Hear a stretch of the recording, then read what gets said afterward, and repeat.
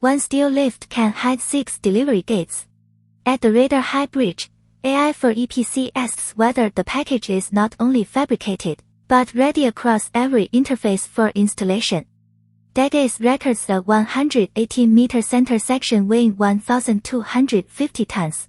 It was assembled for the replacement bridge, then moved to Rendsburg port before the lift across the Nordost Canal. The steel supplier interface is only one layer. Salzgitter documents heavy plate supplied for the replacement, while the project delivery team had to align fabrication, corrosion protection, transport, temporary support and lifting readiness. Here is the AI for EPC package interface map: specification to steel procurement, procurement to fabrication, fabrication to port staging to waterway transport, transport to lift, lift to welding and acceptance.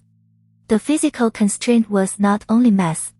DEGES describes a planned canal closure, a temporary support arrangement at the port, a pontoon move and a controlled lift.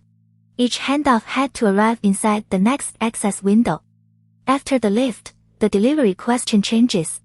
The next gate is not still arrived, it is whether the section is secured, connected, protected and accepted well enough to release the next roadway work package.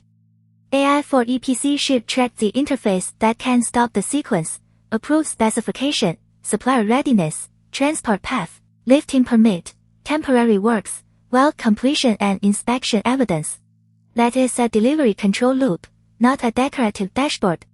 For the Rader High Bridge, the center section lift shows the principle clearly: name the package, name its supplier interface, name the logistics window, and define the acceptance evidence. This is AI for EPC in practice. Subscribe for the next delivery breakdown.